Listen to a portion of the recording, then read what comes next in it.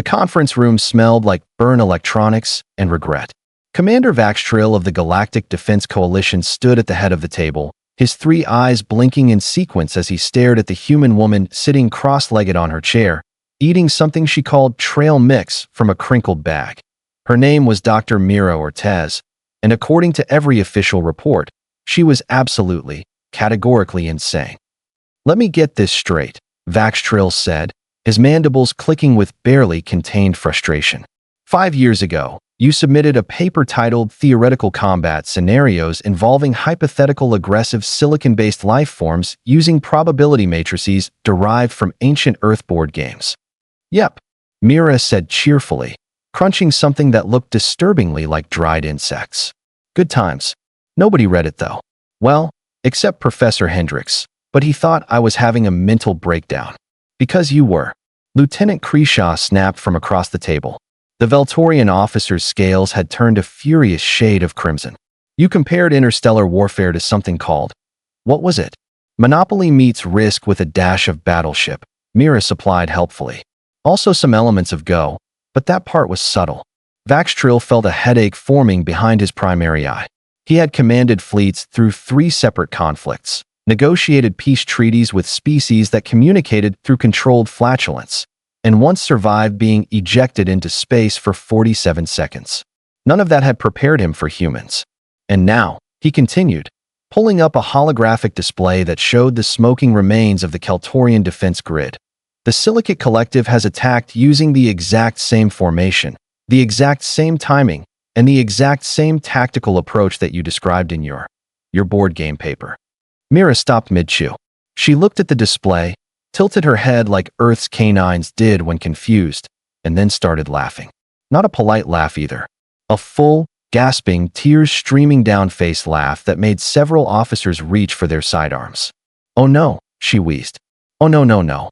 They actually did the Madagascar Gambit? With the resource stranglehold modifier? That's amazing.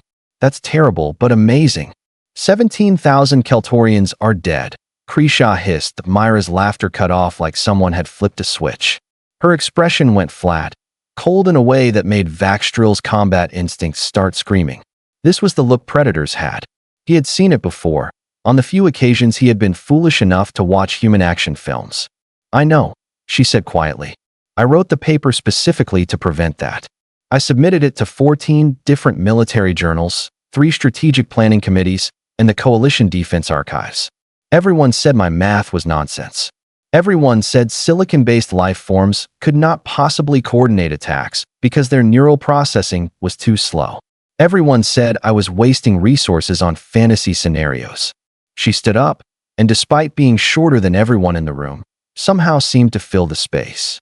"So here's what's going to happen," Mira said, walking to the display and pulling up her original paper with a few gestures. "You are going to read pages 47 through 93. That section covers the Silicate Collective's probable follow-up strategies.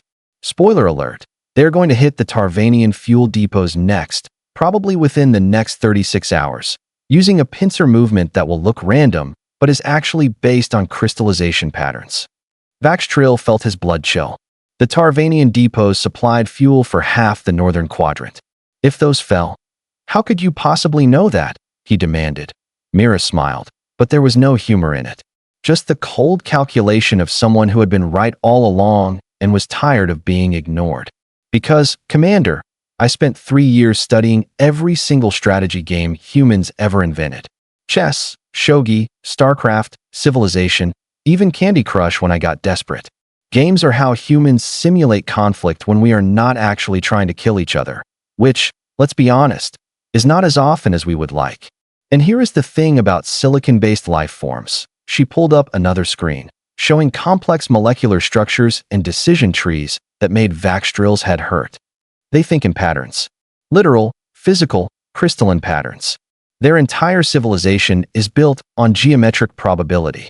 And do you know what else is built on geometric probability? Every single strategy game ever made." The room had gone absolutely silent except for the quiet hum of the ship's engines. "You predicted this," Creshaw said slowly, disbelief and horror mixing in her voice.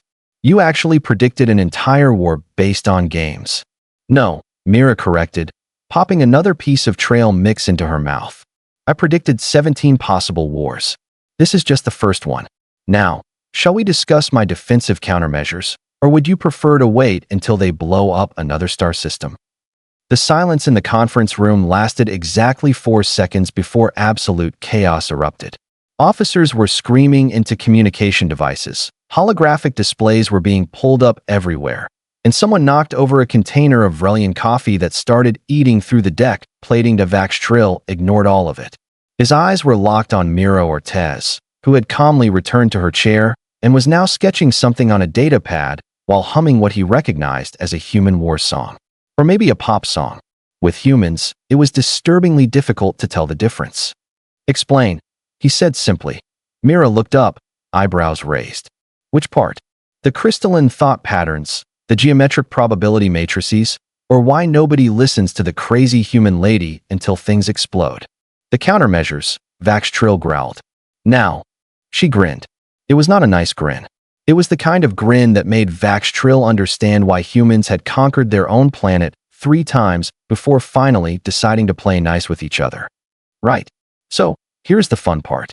The Silicate Collective thinks in patterns, which means they are predictable.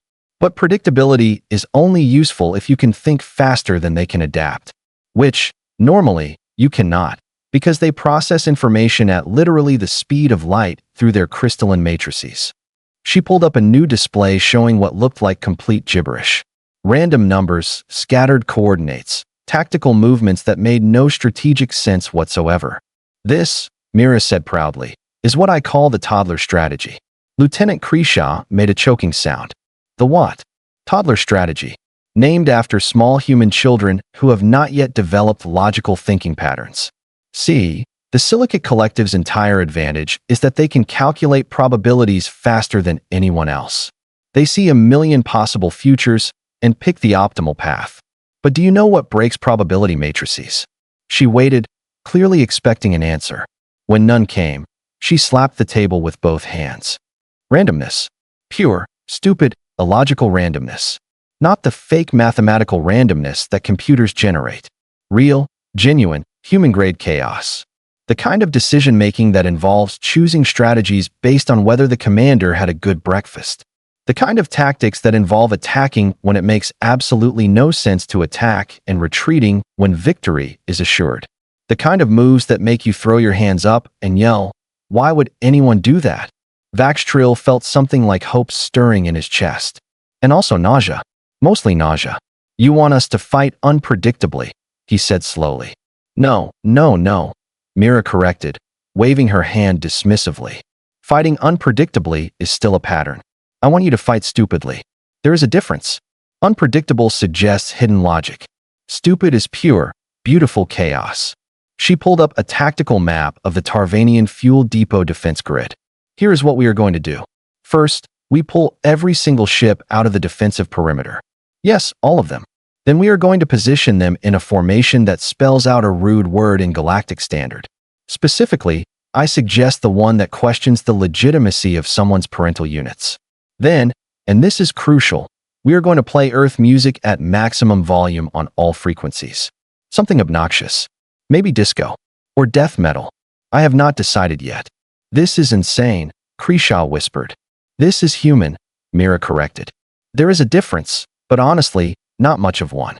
Now, while they are trying to calculate what possible strategic advantage there could be to ships arranged in an offensive word playing terrible music, we hit them from the Tarvanian surface using concealed artillery that should not exist there because we are supposed to have treaties against planetary weapons, which we will absolutely violate because, surprise, humans are really bad at following rules when people are dying.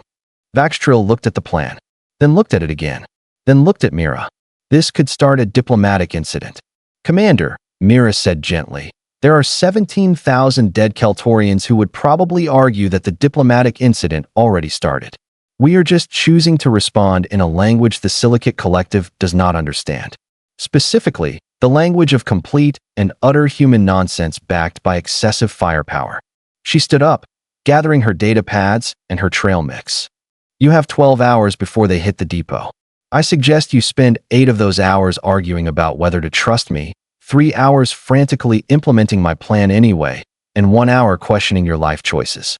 That is what the simulations predict, anyway. Oh, and Commander. She paused at the door, looking back over her shoulder. Next time someone submits a paper that sounds crazy, maybe read it anyway. We humans have been practicing warfare since we learned to walk upright. We got pretty good at it. Terrifyingly good.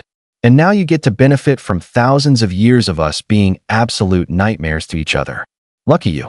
She left, still humming that song. Vax'tril looked at his officers. They looked back. Well, he said finally. Anyone have a better idea? Nobody did. 12 hours later, the Silicate Collective fleet arrived at the Tarvanian depot, encountered a defensive formation that spelled out something anatomically improbable, heard what humans called death metal for the first time, and promptly got obliterated by artillery that violated 6 different treaties. The war lasted another 3 months. Mira's predictions were accurate for 2 months, 27 days, and 14 hours. After that, the Silicate Collective started playing what they thought were games back. That, Vax'tril would later reflect, was when things got really interesting.